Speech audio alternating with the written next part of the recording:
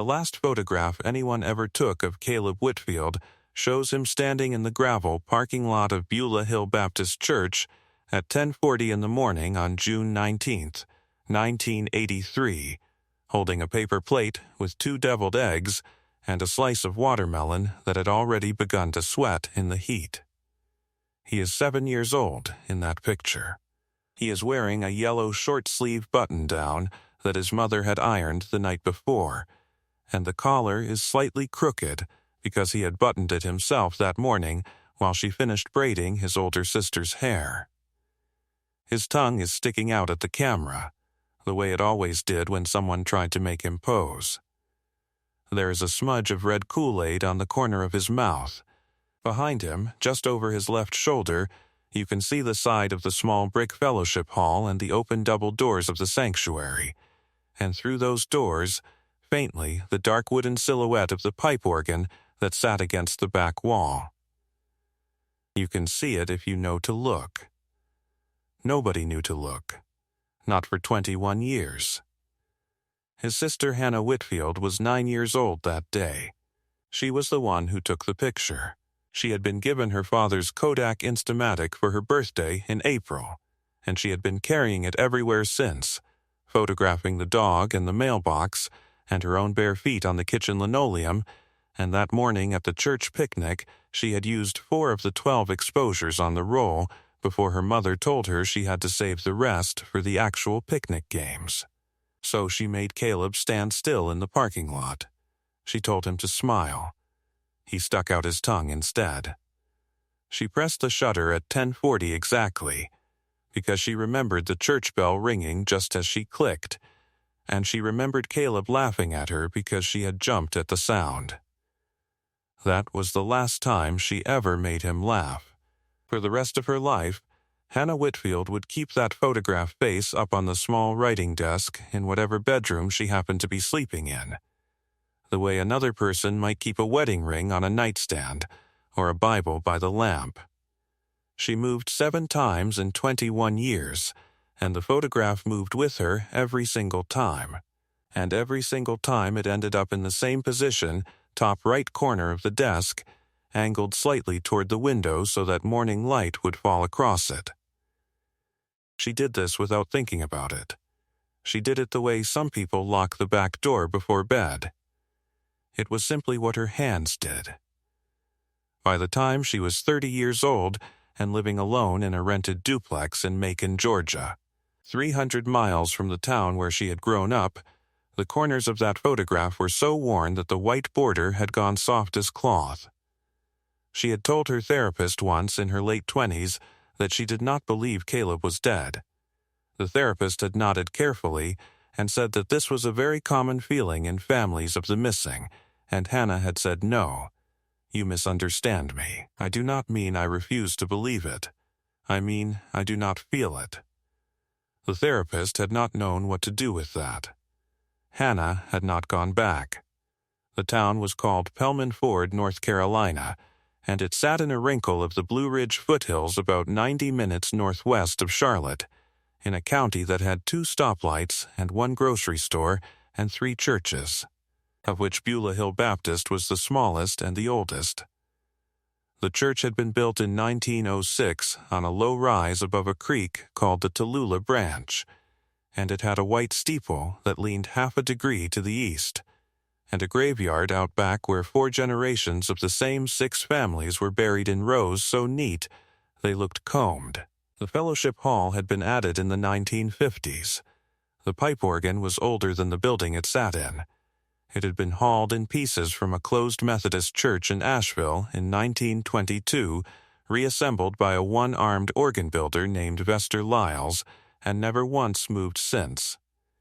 It sat against the back wall of the sanctuary on a raised platform 12 feet tall, with 17 visible pipes of dull brass and a wooden case so dark with age it looked almost black under the sanctuary lights. The bellows were behind it, hidden by a curtain. Behind the bellows, against the wall, there was a narrow service door that nobody ever opened, because nobody ever needed to.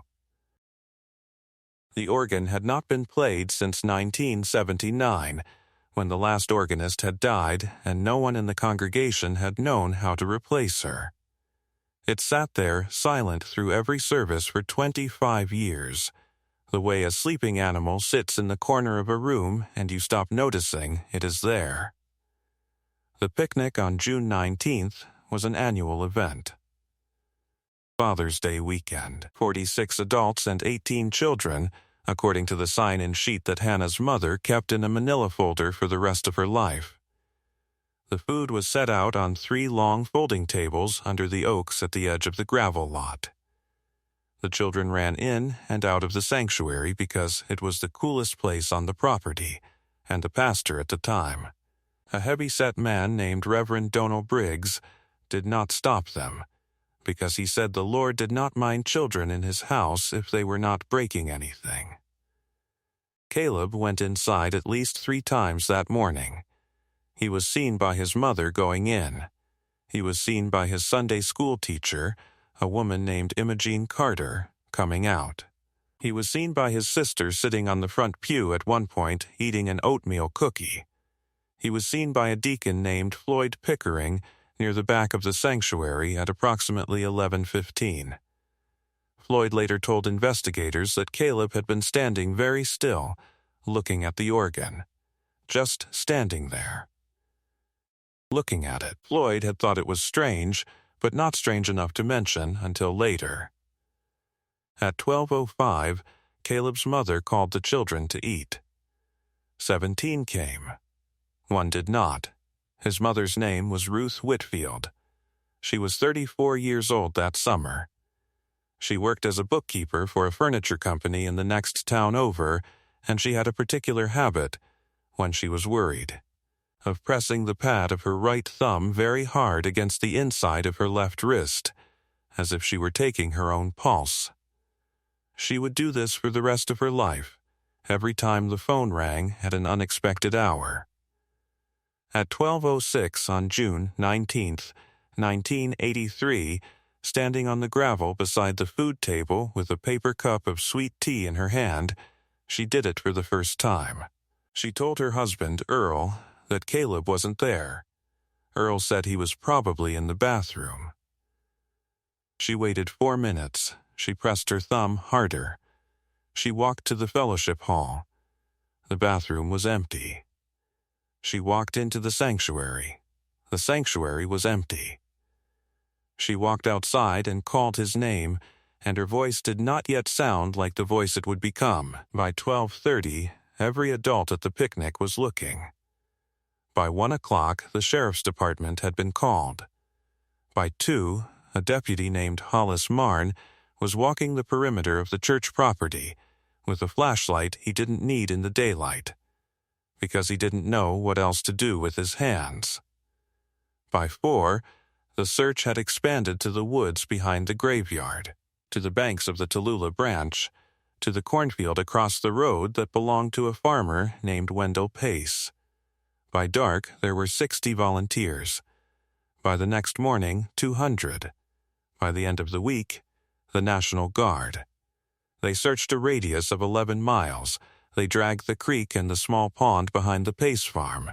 They walked the railroad tracks that ran east-west 2 miles south of town.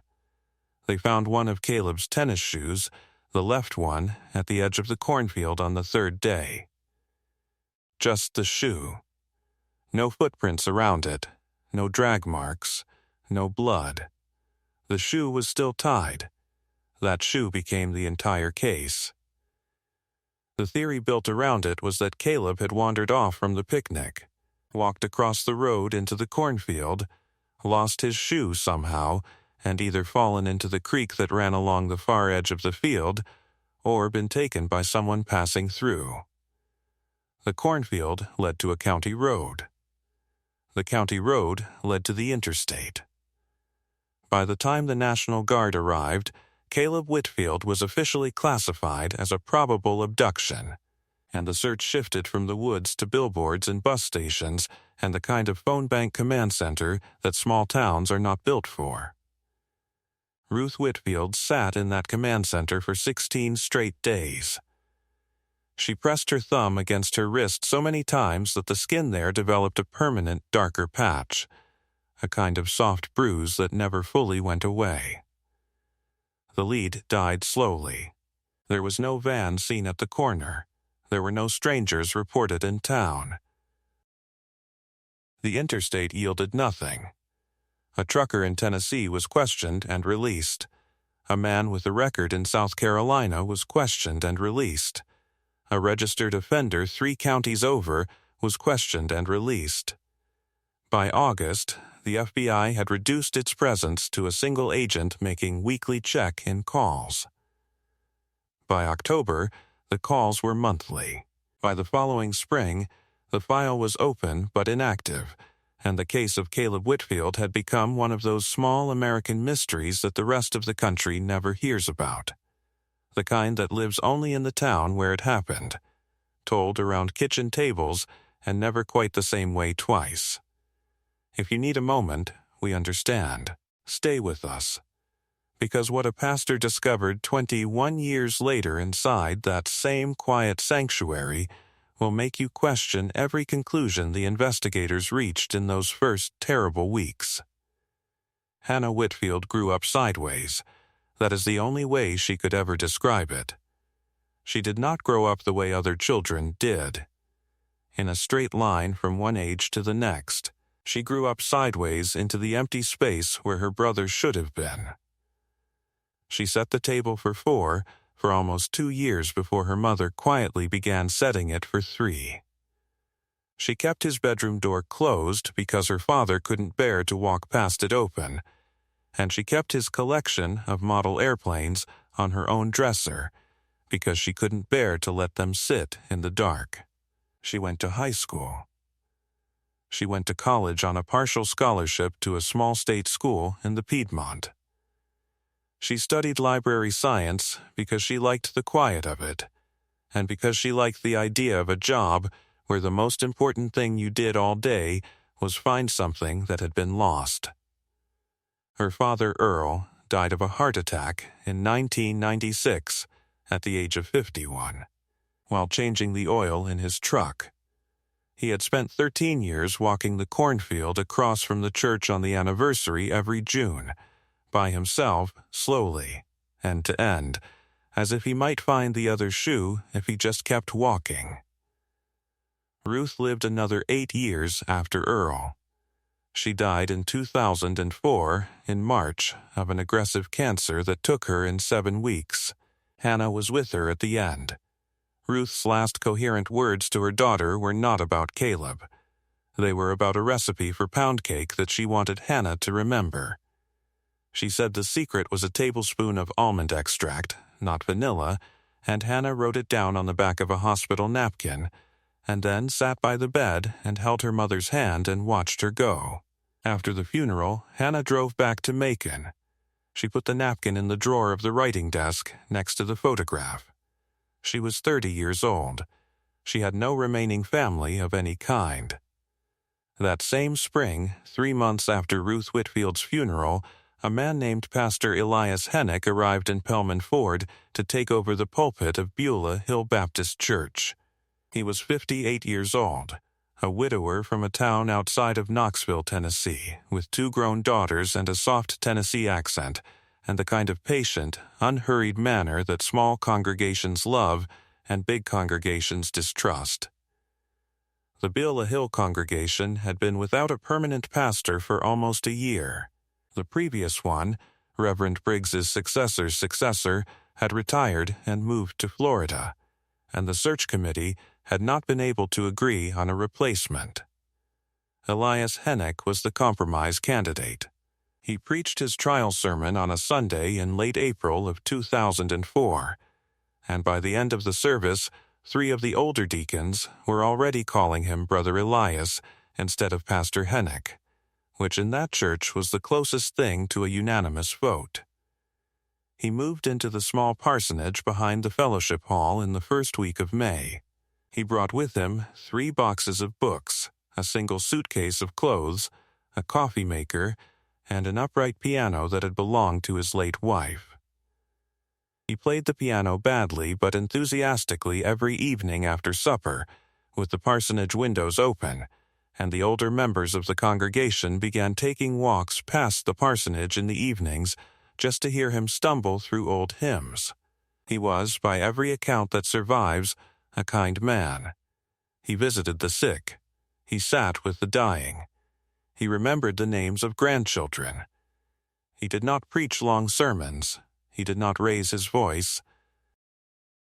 He had a habit, when he was thinking, of running his thumb very slowly along the edge of his lower lip, as if he were checking the seal of an envelope.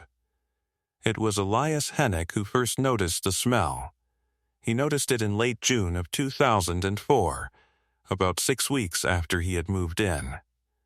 He had been in the sanctuary alone on a Tuesday afternoon, polishing the wooden cross on the back wall, when he became aware of a faint, dry, almost mineral smell that he could not place.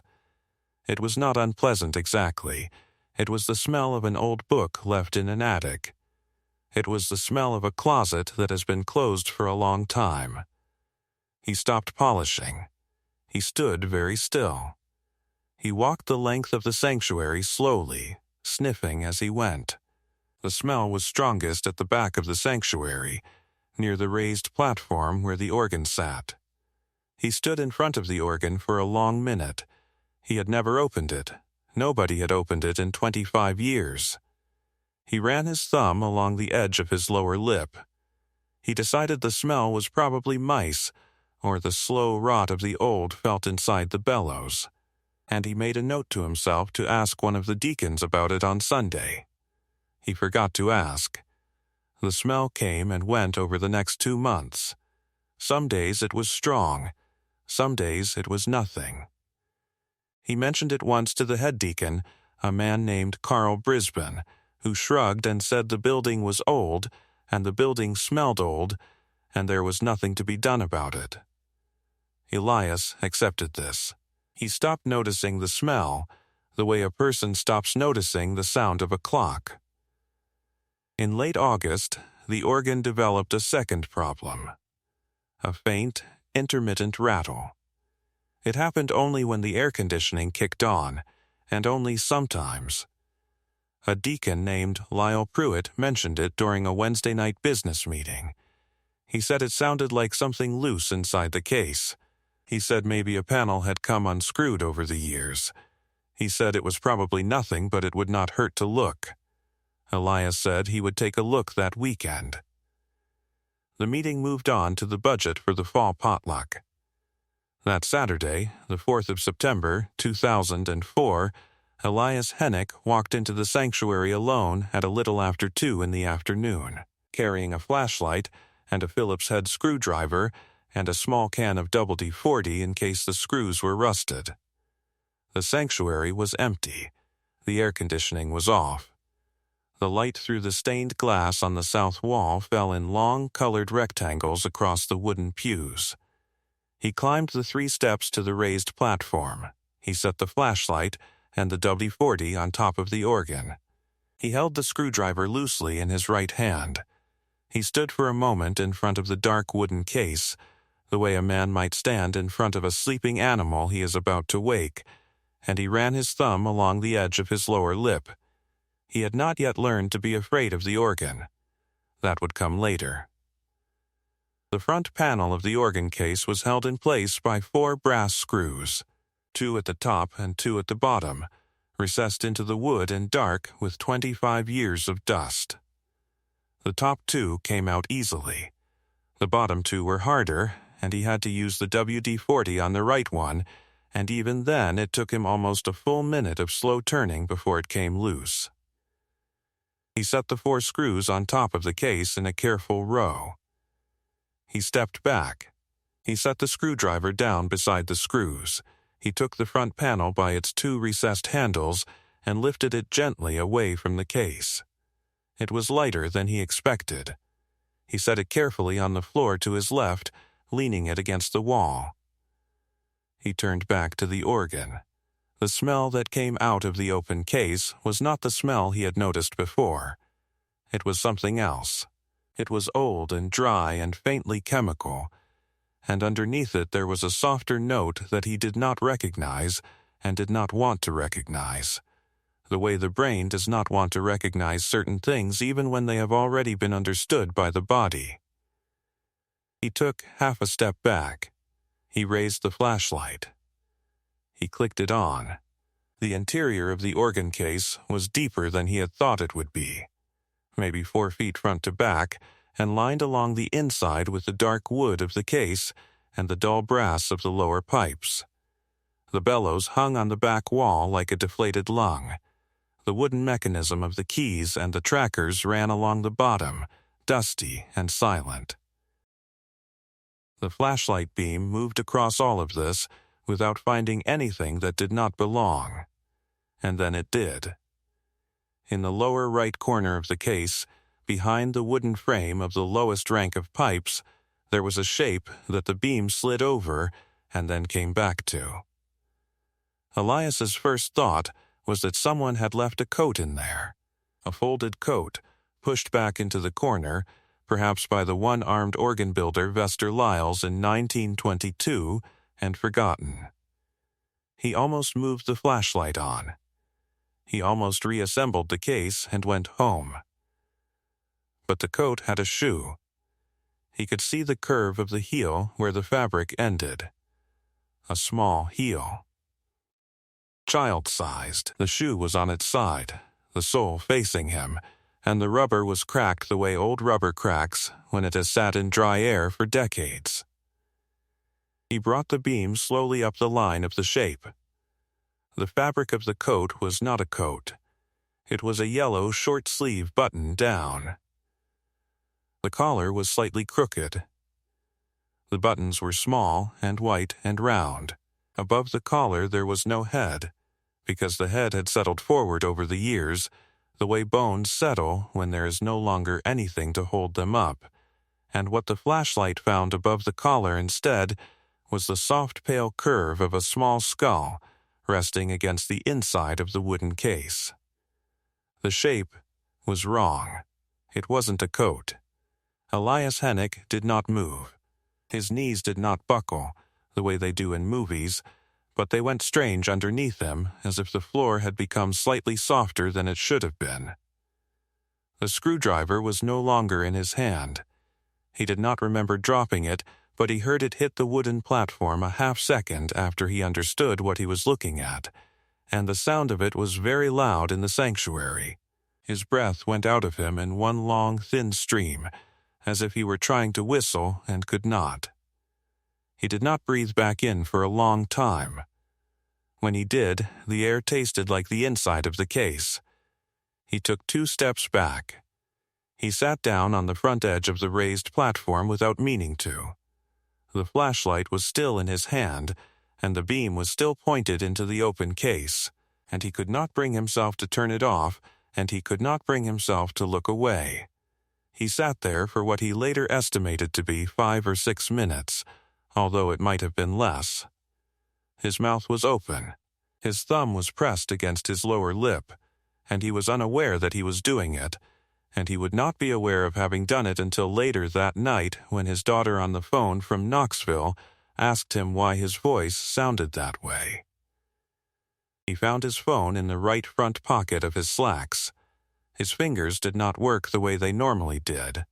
He had to look at the keypad. He dialed 9, and then 1, and then 1, and when the dispatcher answered, he said, "I'm at Beulah Hill Baptist, on Route 11, the church on the hill, and there's a." And then he stopped, because he did not have the word. And the dispatcher said, "Sir, take your time, sir, what are you reporting?" And Elias Hennick said into the phone, very quietly, "I think I found a child." He stayed on the line. The dispatcher kept him talking. He answered her questions in fragments. Yes, the church was unlocked. Yes, he was alone. No, he had not touched anything. He had taken the front panel off the organ. He had taken it off because it was rattling. He had not been looking for anything. He had not been looking for anything at all. He said that twice. The dispatcher told him to step outside. He said he could not. He said he did not want to leave the child alone. He said it that way. He said the child. The dispatcher did not correct him. The first deputy arrived 9 minutes later. Elias was still sitting on the edge of the platform. The flashlight had gone off, either because he had turned it off without remembering, or because the batteries had finally failed, and the sanctuary was full of the long-colored rectangles of stained glass light, and at the back of the sanctuary the open organ case sat dark and patient against the wall, and inside it the small yellow shape sat exactly where it had been sitting since the 19th of June, 1983. 21 years and 77 days. Outside, somewhere in the trees behind the graveyard, a bird was singing the same 3 notes over and over, and Elias Hennick would remember those 3 notes for the rest of his life. The way some people remember a piece of music from the day someone they loved was born. The investigation that followed moved with the careful slowness of a small county sheriff's department that has not had a case of this magnitude in living memory and is afraid of doing something wrong. The sanctuary was sealed within an hour. The State Bureau of Investigation was called by sundown. A forensic anthropologist from the university in Greensboro arrived the following morning. A small, precise woman in her 60s named Dr. Marlene Otsuka, who wore wire-rimmed glasses on a beaded chain and who did not speak unless she had something to say. She spent 11 hours inside the sanctuary that first day. She did not come out for lunch. She did not come out to use the bathroom. When she finally emerged at a little after 9 that evening, she walked directly to the lead investigator, a captain from the SPY named Roland Pace, and she said 3 things to him in a flat voice. She said the remains were those of a male child, approximately 6 to 8 years of age. She said the bones showed no evidence of violence. No fractures, no cut marks, no trauma of any kind. She said the child had been alive when he entered the case. Captain Pace asked her how she could know that last part. Dr. Otsuka said the position of the body, the way the small hands were resting against the inside of the wooden panel, the pattern of the scratches on the inside of that panel, made by fingernails, made in the dark, made by a child who was trying to get out. Captain Pace did not say anything for a long time. He looked at the floor. Then he asked her how long. How long had it taken? Dr. Otsuka said she could not say with certainty. She said the scratches were not deep. The child had been small and weak, and the wood was hard. She said, in a voice that was as gentle as her flat voice could be made, that based on the pattern she would estimate something between 1 and 3 days.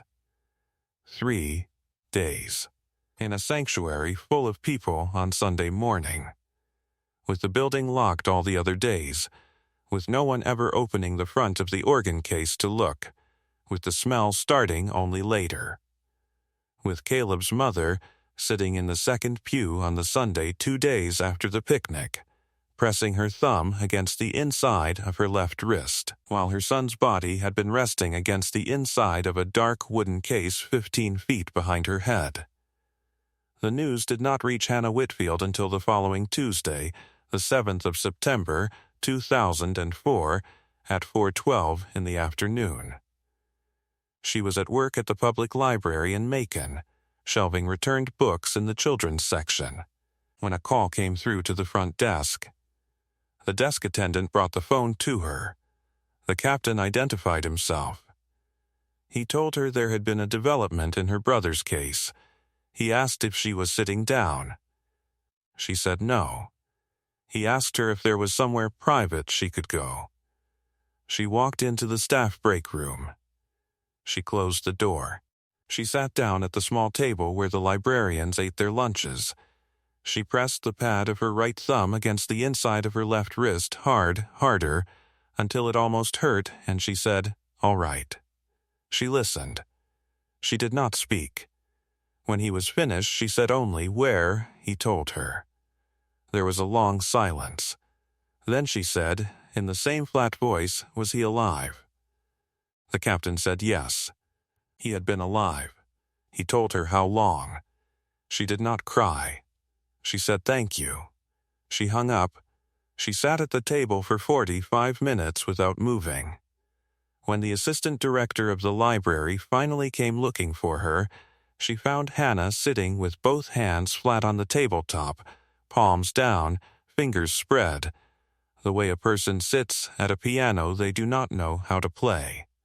That evening, in her duplex in Macon, Hannah Whitfield took the photograph off the top right corner of her writing desk for the first time in 21 years.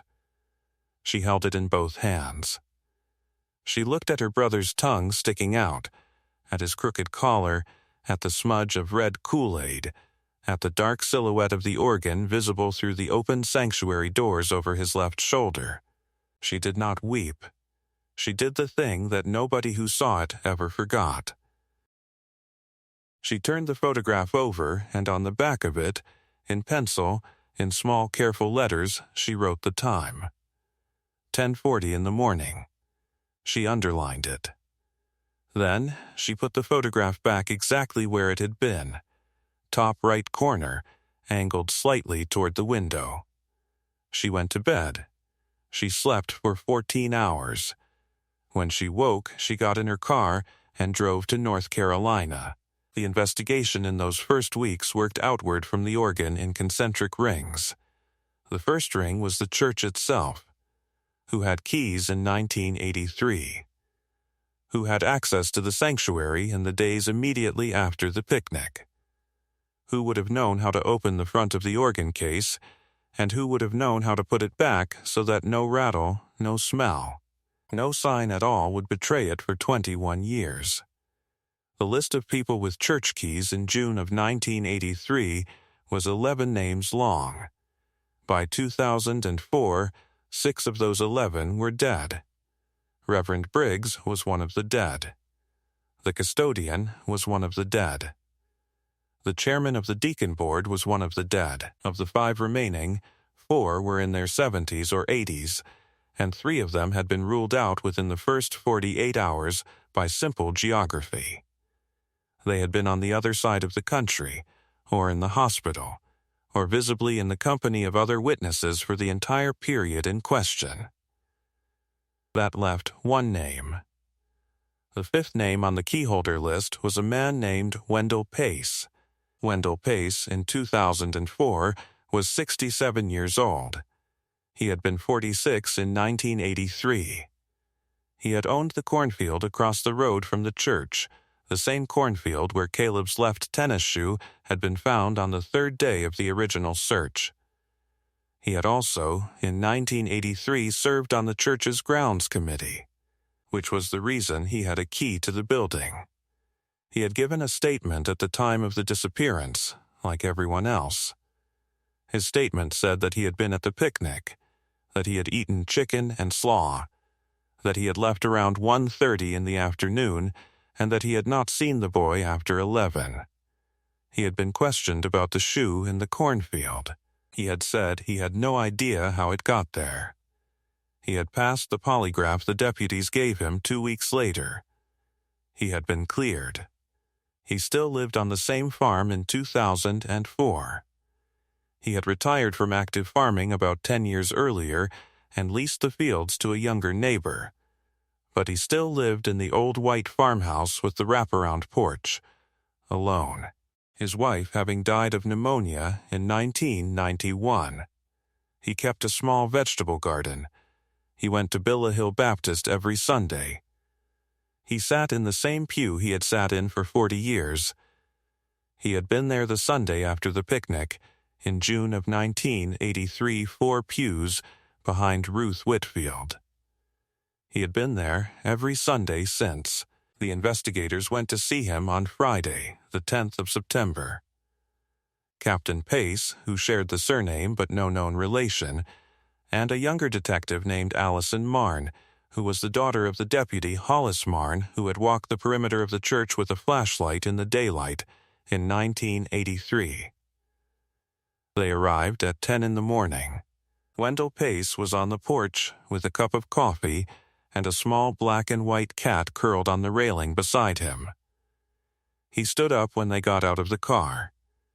He invited them inside. He asked if they would like coffee. The detective said no thank you. The captain said yes, please. They sat in the front room, which was clean and bright, with a worn upholstered chair and a wooden rocker and a small television that was not on. The cat followed them in and sat on the rocker. The interview lasted 4 hours. The first 3 hours were ordinary. He answered every question calmly. He did not seem nervous. He did not seem evasive. He talked about the church, about the congregation, about Reverend Briggs, about how things had been in those days. When they asked him about the keys, he said yes, he had had a key, and yes, he had probably been in the sanctuary at some point that week, and no, he did not remember anything unusual about the organ. His thumb ran very slowly along the edge of his lower lip when he was thinking, and the detective noticed this and made a note of it, although she did not yet know what it would mean. In the third hour, Captain Pace told him what they had found. He told him about the position of the body. He told him about the scratches. He told him that whoever had put the boy inside that case had done it knowing the boy was alive, and had put the front panel back on, knowing the boy could not lift it from the inside. Wendell Pace listened. He set his coffee cup down on the small table beside the chair. He looked at the cup for a long moment. Then he looked up at the two investigators, and he said the one line that the detective, Allison Marne, would remember word for the rest of her professional life. He said, very quietly, very calmly, almost gently, you have to understand, he saw me with the money, and he was going to tell. The detective did not move. Neither did the captain. The cat on the rocker shifted its weight. Outside, on the porch, a wind chime made a single soft note. The story that Wendell Pace told them over the next 40 minutes was simple and small and devastating. He had been embezzling from the church for almost 5 years. He had been the treasurer of the grounds committee, and he had been writing checks to a fake landscaping company for fertilizer that was never delivered, and he had been cashing the checks himself at a bank 2 counties over. He had taken, by his own estimates, somewhere between $9,000 and $11,000 over those 5 years. He had used the money for nothing extraordinary. He had paid down the mortgage on the farm. He had bought his wife a new washing machine. He had put the rest in a savings account that he never quite spent. On the morning of June 19th, 1983, he had gone into the church office before the picnic to put the latest fake invoice into the file, and he had thought the building was empty, and he had laid the invoice and the check stubs out on the desk to organize them, and he had not heard the sanctuary door open behind him, because the carpet was thick and because the door did not creak.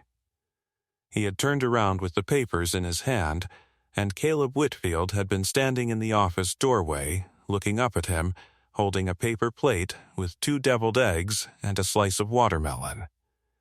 The boy had said, "What are those, mister?" Wendell Pace had said, "Nothing, son. Nothing at all." The boy had said, "Those have the church's name on them." The boy could read. The boy had been reading since he was 5. The boy had said, "I'm going to tell my mama." And then the boy had turned and walked back out into the hall. Wendell Pace had followed him. He had caught up with him in the back of the sanctuary, in front of the organ. He had not meant to hurt him. He said that. He said it more than once. He had only meant to talk to him, to explain, to make him understand. But the boy had pulled away.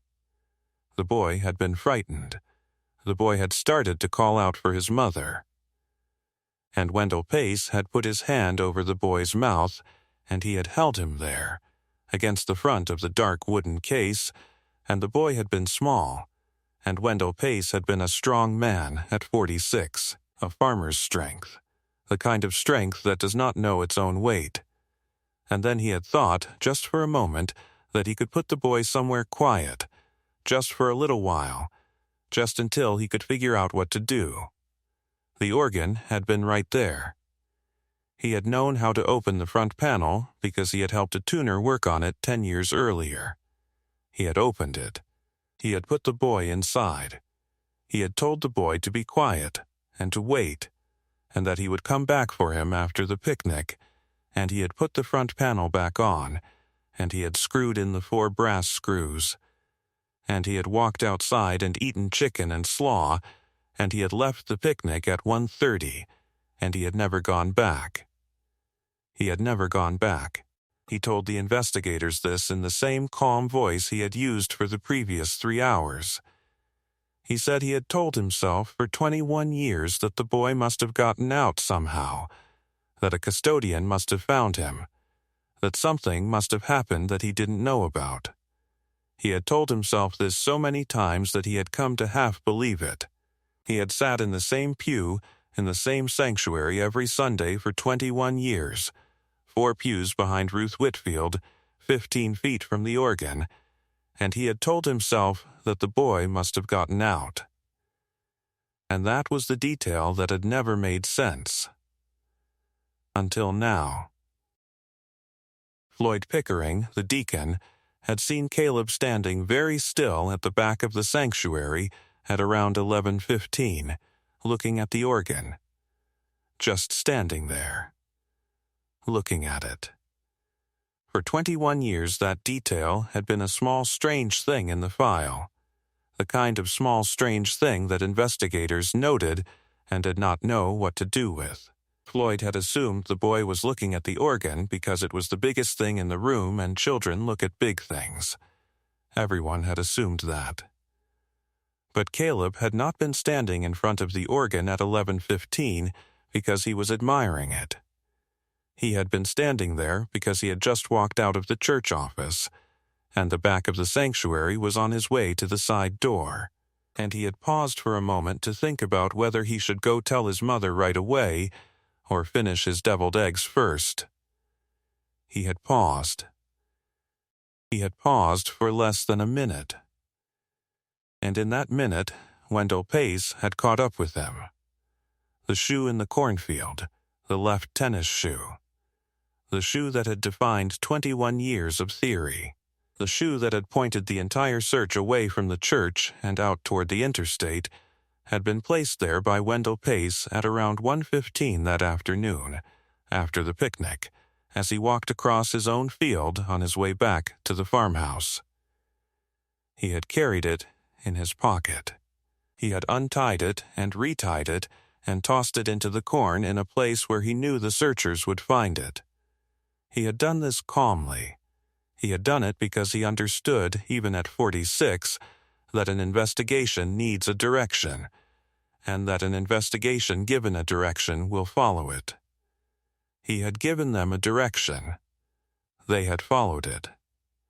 For 21 years, he confessed to all of this on the afternoon of Friday, the 10th of September, 2004, in the front room of his own farmhouse, with a black and white cat on the rocker beside him and the smell of coffee in the air. He did not weep. He did not ask for a lawyer until the captain reminded him that he was entitled to one. He answered every question. He signed a written statement 4 days later. He pleaded guilty in the spring of 2005 to 1 count of first-degree murder and 1 count of obstruction of justice, in exchange for a sentence of life without parole. He was sent to a state prison outside of Raleigh. He died there of natural causes in 2011, at the age of 74, still calm, still patient, still convinced, in some quiet part of himself, that he had only ever been a man trying to protect what he had built. Hannah Whitfield was in the courtroom on the day he entered his plea. She sat in the front row on the prosecution's side. She wore a dark blue blouse, and a gray skirt that her mother had bought her when she graduated from college. She did not look at Wendell Pace when he was brought in. She did not look at him when he spoke.